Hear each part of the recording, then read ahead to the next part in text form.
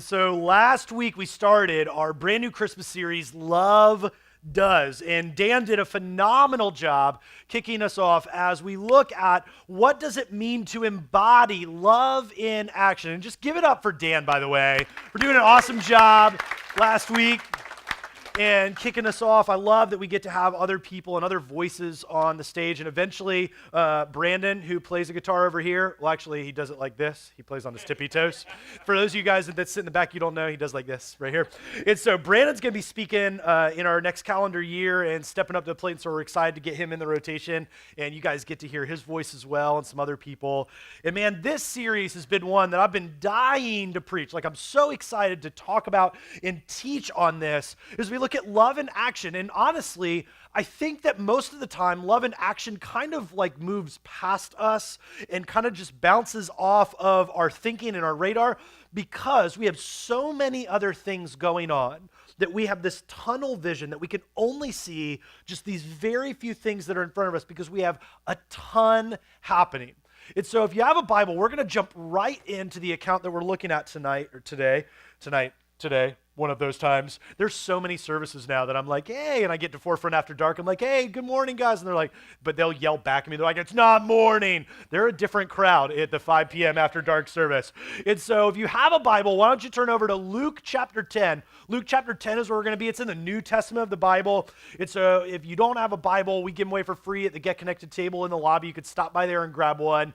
If you don't have a Bible and you don't want to walk out there after service, totally fine. You could download a Bible app. Just search your app store, or you could download the Forefront Church app, and we're biased, but that's our favorite because it has a Bible integrated in. You could take notes exactly that are going to talk about what we're talking about today and check previous sermons and messages and things like that. And we give you all those resources because we want you to be able to engage your faith more than just this short time that we have together each week. And so use those to your advantage, and we know that as you use them, your life and your connection with God is going to begin to change for the better, and that'll be absolutely awesome. And so over in Luke 10, where we're going to be, before we get over there, we'll be in verse 38 in a little bit. We catch up with this guy named Jesus, and we talk about him every single week. He is the Son of God, and his life just mirrors and completely echoes the way that God wants you and I to live. And we catch up with him and his disciples. These are the guys that followed him, that were learning from him. And I find it so encouraging when I hear about the disciples because there are days where Jesus teaches them and they are like, they just get it. They hit it out of the park and Jesus is like, yes, like you guys got it. And then there's other days where he teaches them. And then all of a sudden, Jesus turns around and they're just like, derp, derp, derp, derp. And like they totally miss the point. And I'm sure he's just like, ugh. And I'm like, yes, like I'm glad that those guys who are like walking, talking, and learning with Jesus, that they're like me, that there's days where I feel like, man, I felt like today I knocked it out of the park. And then there's other days where I'm just like, man, I wish I could have a do-over. And I think, if you're anything like me in life, there's days where you feel like you've got it. And then there's other days where you're just like, man, I don't have it. Maybe with your parents or with your kids, with relationships, with your friendships, with God, and you're just like, I didn't have it today. Man, I dropped the ball, and I want to do better tomorrow. And so I love as we catch up with these guys, they're traveling, and they come into this town where they go and visit a friend of theirs, and this woman and her sister's there, and they get invited into her house. And it wasn't like he just got on the Jerusalem Instagram, was like, yo, can I come over to your house? And like mess around. I don't know why he would say yo, or he would do this. Like no one just like types weird like this. Like, and so he didn't do that. You just show up at somebody's house, and like nobody likes an unexpected guest, okay? Like most of us aren't like, I can't wait for someone to surprise me at my house. Usually your house is a wreck, and you're like, like and everything. And so they show up, and we dive into this story where the two sisters are entertaining Jesus and his disciples, and what happens and unfolds in this account is so much like what transpires in our lives. And so we're going to unpack this a little bit today. And so over in Luke chapter 10, starting in verse 38 and following, as Jesus and his disciples were on their way, he came to a village where a woman named Martha opened up her home to him. she had a sister called Mary who sat at the Lord's feet listening to what he said. And so you have these two sisters in this home, the disciples, Jesus, everybody's come in, and Mary has decided to sit at the feet of Jesus. Everyone had known about his life and what he was doing and how he had healed the sick and even raised people from the dead. So this is a big deal to have her in. And so she is taking it all in. But it continues on. But Martha was distracted by all the preparations that had to be made. Like if you've ever had a surprise guest show up at your house, and you're like, ding dong, and they show up and you're like, hey, which is usually code, your expression, everything is like, our house is a wreck, yay! And they come in and you like, at our house, we quarantine them to the front room, and where I send out all the little soldiers, AKA our little humans, and I'm like, go put that away, go do that, go shove that in the closet, do whatever. And someone's cleaning up our kitchen that always looks like someone's been doing nuclear bomb testing in there. And then finally, like there's usually like some kind of like verbal cue with the eyes or like a hand signal or like a caw, caw, caw. And like, we're like, oh, would you guys like something to drink? Cool, let's go in the kitchen. It's all clean all the time. And we all fake like our house is clean all the time when it's not. And so we, bring everybody in there and you entertain, but it's crazy. And Martha is like this. Martha is running around. She's shoving stuff in closets. She's cleaning dishes. You can't see that we ate that last night. That's doing all this stuff. And Mary's sitting at his feet and she's running around like a crazy woman. And then she follows up. She came to him and asked, Lord, don't you care that my sister has left me to do the work by myself? And I imagine she's got a little of this going like she is. And then it follows up, tell her to help me, exclamation point. She is yelling at Jesus at this point. She is not yelling at him. She's mad at her on the floor, but she's telling him. If you've ever been in that passive-aggressive moment where you're talking to somebody else, but then you're telling them, and you're like, how come you're letting her do all of this and sitting there, well, help me? Like she's, I imagine this going on. And poor Jesus, like he's just there to like hang out and everything. And I imagine the disciples all kind of like lounging around, like, this ain't gonna go good, bro. Yeah, ain't gonna go. And I love Jesus' response. Martha, Martha, Martha. Marcia, Marcia, Marcia. That's what I've thought every other service that I've read that. He kind of let's slow this down. The Lord answered, you are worried and upset about many things, but few things are needed. Or indeed, only one. Mary, and so now the one she has been shaming, Mary has chosen what is better, and it will not be taken away from her. Now, I don't want any of you guys to go home today and be like, can't clean up today. Jason said I got to sit in front of the game and watch it. Can't be taken away from me. Jesus' words. Like, don't do that, all right? Because that's going to get comfy on that chair couch is all I'm saying. Don't, kids, middle school, high schoolers, don't go home and, Jason said I don't need to clean my room. I need to go out and play and take in every moment. Can't take that away from me. Jesus' words. Like, don't do that, okay? I promise you, you're getting phone's gone, bye-bye, everything. Life as you know it is a 10 by 10 room with a mattress and a prayer, okay? And so just like, let's not unpack this the wrong way. But the truth is, as we dive into this account, we're going to look at what does it mean when the chaos overwhelms us so deeply that we miss the moments and the important things that need to take place in life. And the things that are right in front of our face that we need to take in so that we could go out and be the people that God's called us to be. I would maybe, fashion if I were to title this, to get away the clutter so we can be the people God designed.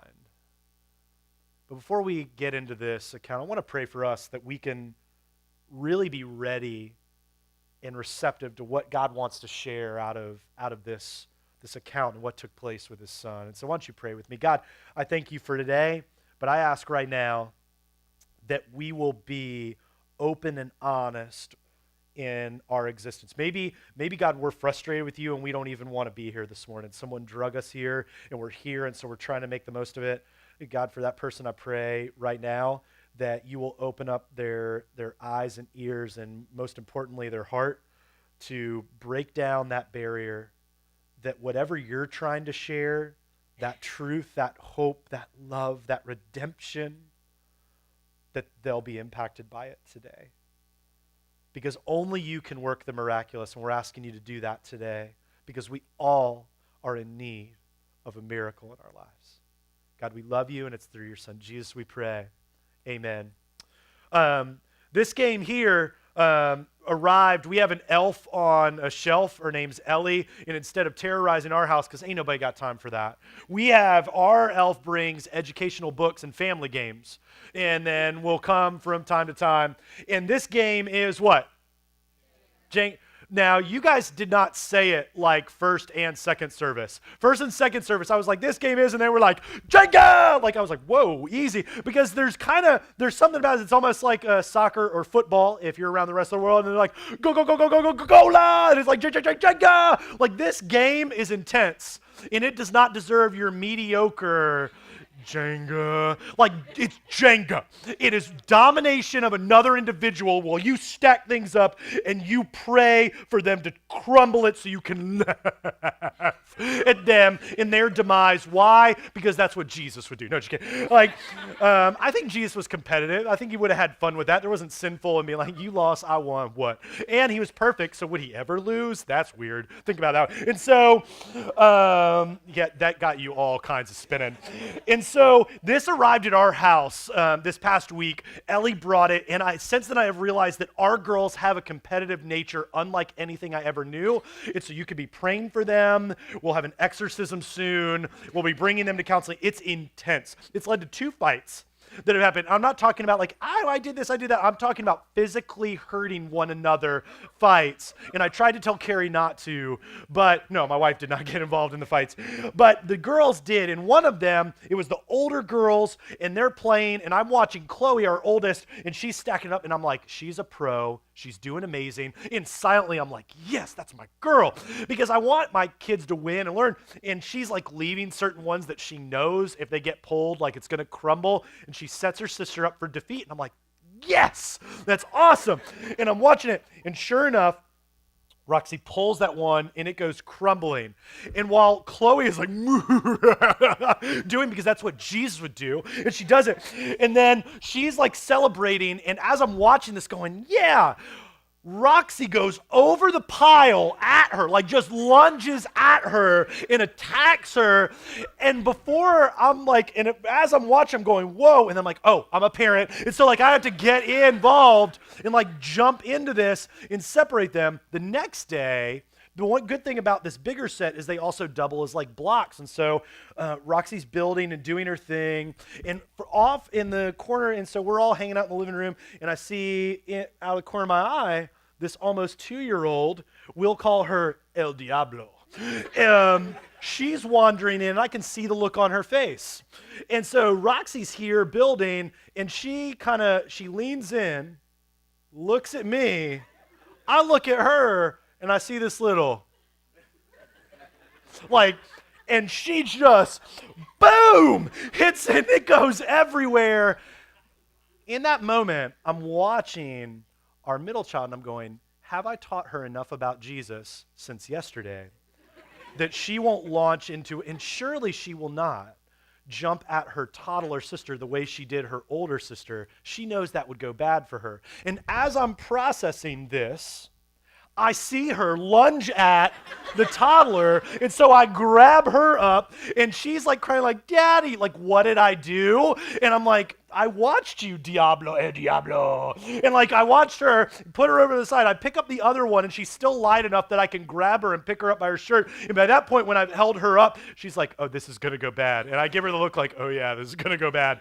And we handle it, and we work it out.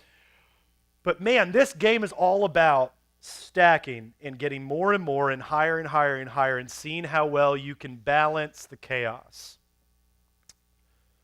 The reality is we do a pretty bad job at that. We think we do awesome though, don't we? Like we stack more and more and we get stuff, and before too long, it's like, and we pride ourselves in stuff. If I were to talk to you after service, I'm like, hey, let's get together and do whatever. You're like, okay, cool. Like, let me check my calendar. I'll talk with my spouse, or talk with whoever, because we're really busy. And we say that with like a little bit of angst, because while we love the idea of being busy, we know that it's not healthy for us.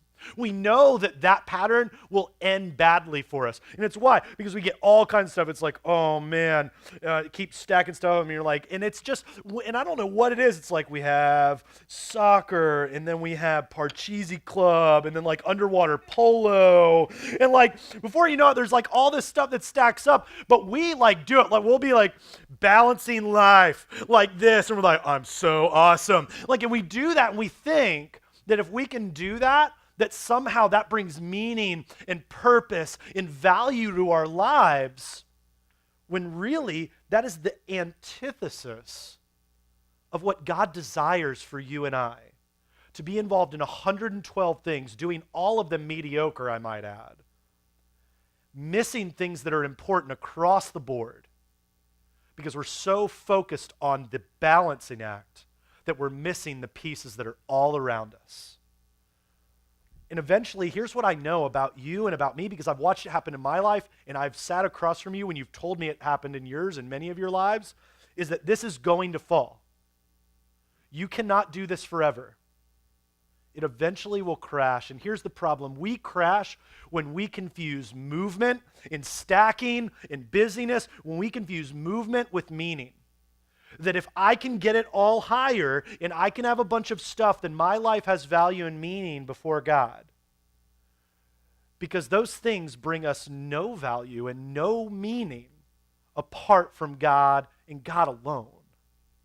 He is the only one. But we love being busy. Even when you guys come and talk to us, it happens almost every time. Hey, with one of our staff members or key volunteers, hey, I know you're really busy. And we tell our staff, no, your response should be, hey, I'm not busy. How can I help you? And usually we don't even know the other person's schedule, but we just say it. Why? Because we're what? We're busy. We're busy, and we project our lack of being able to handle the mess. And we go, oh, hey, I know you're really busy. And what our response the next time someone tells you that is like, actually, no, you're probably busy. Why are you telling me I'm busy? You don't know my life. You ain't me. No, don't say it. But you say it like, listen, like, hey, I'm not busy. Hey, but are you busy? Like, let's talk about that. How can I help you? Because it seems like you're pretty frantic right now. How can I help you with that? Because our schedules cannot do that to us. And I love the way Pastor Pete Wilson talks about this. He says, my greatest fear for my life and yours is that we'll just get busy and distracted and settle for a mediocre, unexamined life. And I want to pause there because like when I hear a message or listen to a podcast or open up the Bible, it says that the Bible, anytime that the Bible is open up and that we read it, that it is life-changing. But here's the problem, and here's like an admission that like I don't like about myself, and I have a feeling that it's probably happened to you too. I'll open it up, I'm like, man, that's encouraging. That's encouraging. Ooh, I don't like that. God, can you take that out? Like, I don't like that very much at all. Like, if we could just wipe that from the record and pretend that does, because you're calling me to do something that I don't want to what? Do. I don't want to do that. Like, that doesn't feel very good. I don't like it. You told me to forgive somebody? Like, I'm just mad right now. I don't want to forgive them. Oh, no. Go love people? Like, I'll love that person, not that person. Like, and so all these things happen, and it's not about me being frustrated with God and what he said, it's me frustrated with me, because it is in that moment, examine my life, and my life doesn't measure up to what that is. And the frustration sometimes can be, oh, when I sing a song or when I hear a sermon or all this stuff, all I feel like is that my life is worse. I look at it the other way around, and I see that and I go, man, that's examining my life. All right, cool. That's what I know I need to change. It's like if you're at work and you have evaluation, you say, here's where you're doing awesome. Here's the 4 things you can do that can be even more awesome. You go, cool, I'll work on those 4. It's the same way with God. And what the caution is that we don't want to hear the things we need to change because we just love the mediocre level at which we're at, and usually that means it's because we're too busy to even hear what God has to say. And he continues on. It's that we'll just settle into life as usual and never become the person God intended for us to be. We'll just be busy. We'll just be hectic. We'll just stack it up, and that will somehow define us. Here's a news flash that shouldn't be news, but it is for most of us. You are not what you do. If I were to ask you who you are, more than likely what you would do is repeat some of the same things style of things that I would say about my life. Like about my life, you said, who are you? Well, I'm a husband, I'm a son, I'm a sibling, I'm a pastor, I'm a dad. I would go through all these things, and I would go through my, yes, you're alive. You've been awesome today. And so like you would go through all these things. You would go through all the stuff because we believe that's who we are. That's who we are. But that's not, the things that you do are not who you are. And this is what I love. The follow-up to this would be here. It'll be on the screen. You are who he made you, how God designed you, unique, loving, beautiful, amazing. There is no one like you. In some cases, that's an awesome thing. My wife is like, amen, there's not two of you. You are who God made you and who he made you, and because of how he made you and how he made me and designed us, so I will do, so you will do, so you will go out and change people's lives and love on people and do these things because of whose you are, not what you do and stack up. Because these things will always fall, but God never falls. And if we were to unpack this and put it a little bit differently, this is our takeaway, is that love doesn't do when the doing is for you. What I mean by that is when you just get into things and you go to draw attention to yourself. I want to serve people because it makes me feel good. I want to serve people because it works into my schedule. I want to serve people because, and give back to people, and fill in the blank. When it's about you, that's not love in action. That's selfishness in action. Masked in love. And I know because I've done it. I've done it in my life. Oh yeah, I went and did that thing because I wanted someone to see what I did instead of sometimes just doing things. You want to really test that? Do something that isn't fun. Do something that you go, I don't want to do that. And then you do it anyway. And you get zero credit and zero attention. Where's your heart in that? You see, love takes action when you know the need is love in your family, with your siblings, with your mom, with your dad, with your neighbors, with the kids at school, with your coworkers, with everyone you encounter. The one and only thing that changes people's lives is the love of God. That's it. Now, there's plenty of other things that we can unpack and say, impact people and do these things and changes their attitude. At the end of the day, the only thing that revolutionizes someone's life for eternity is the love of God through Jesus. And when we watch this unfold and we see that in other people's lives, our love takes action unlike any other. But we have to be able to see it. We have to be able to engage it. And I loved what happened this past week. My daughter, Chloe, this is in the next, we're going to have 3 quick points after this. But I watched her. She got to go to a girls' Christmas party yesterday. It was all of our 2nd through 5th grade girls were invited to a Christmas party here, which sounds awful. I'm just being honest. Like if someone said, hey, would you mind chaperoning that? I'd be like, no, I'm not doing that. I do that every day at home. No. And so she was invited to that and she went, she had a great time. And when we got in the car and we were talking about it, she said, yeah, it was great and it was fun. It was all these things. I was like, cool. And she's like, I had a blast. She's like, but I liked Thursday better. You see, what happened Thursday is one of the small group leaders that's back there, her name's Becca, drove way longer than she ever needed to because she was going to go shop for the party yesterday, and she could shop near her house, but instead she drove all the way to our house, which is way longer than she really had to pick up our daughter and take her shopping with them. And so they went to different stores and grabbed things that they needed and used candy canes looking like lightsabers. And then they went to IHOP and ate. And she's like, Daddy, that was a even cooler day because we like played lights, the things, and we shopped around, we had fun. And then we went to IHOP. You hate IHOP. We got to go and we ate breakfast for dinner. You hate breakfast for dinner. I'm like, yeah. And she's like, that was so cool. And I was like, man, I started thinking about it. And she was like, one day, I want to be like Miss Becca. And I'm like,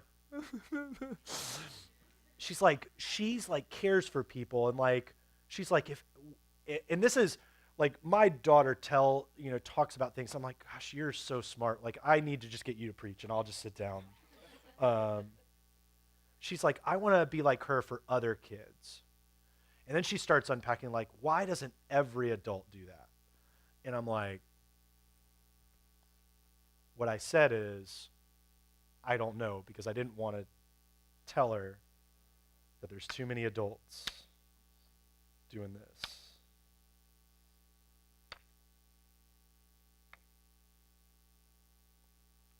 And they don't have time. They don't have time because they've decided not to make time.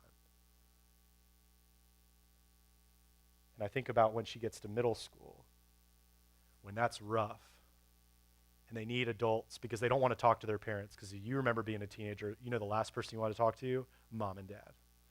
I've already had 2 of 3 kids tell me that I've ruined their life and they hate me at some point in time, which is normal because they're kids. And I'm a dad, and that's what I do. I ruin lives.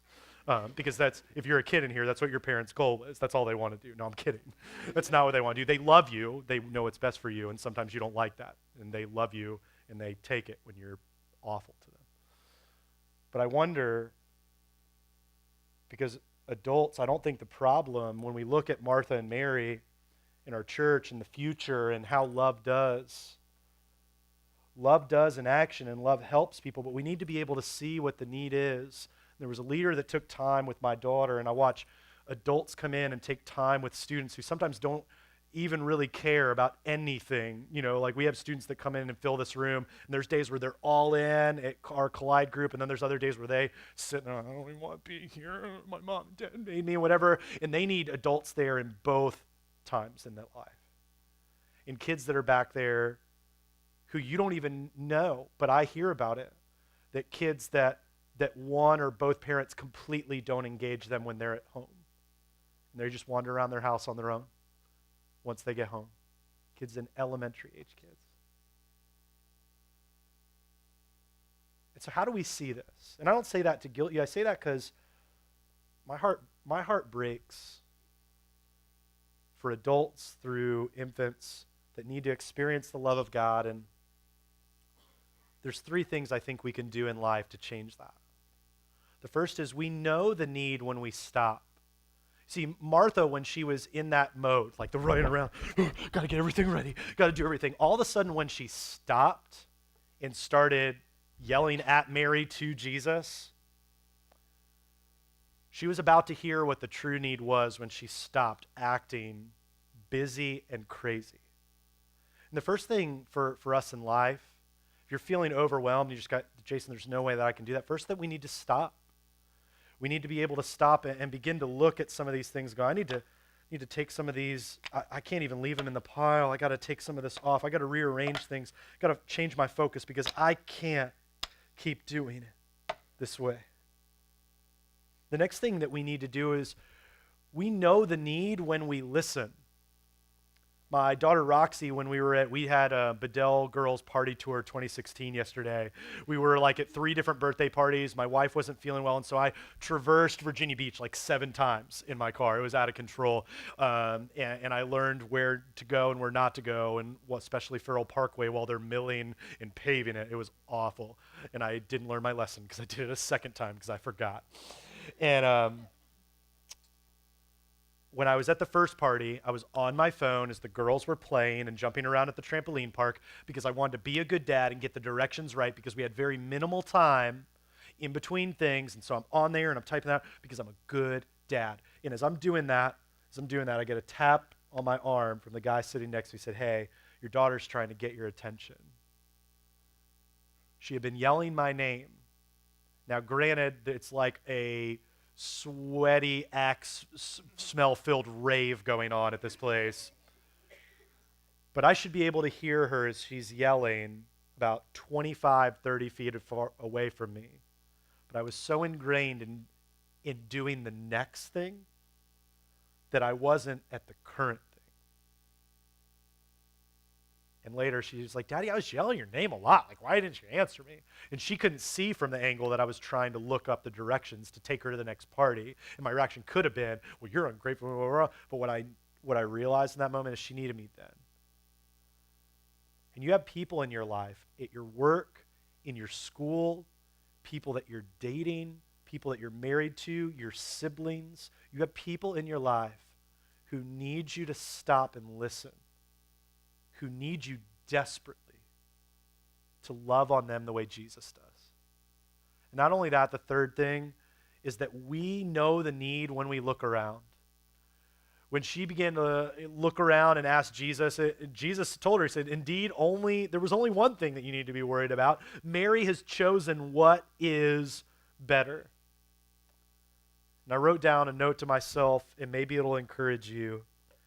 When the need is love, because every single person needs to be valued and loved.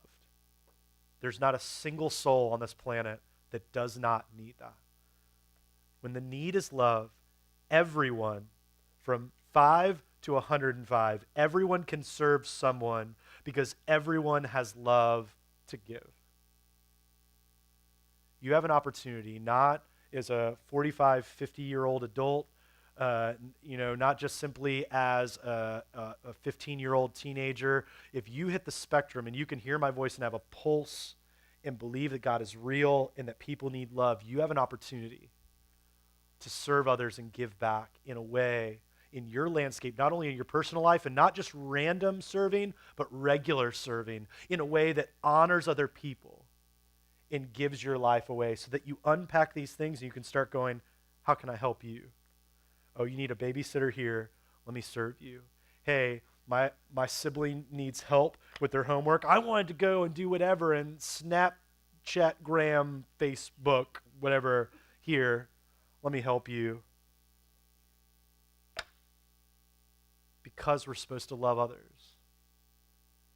That this existence isn't about me. This isn't about you.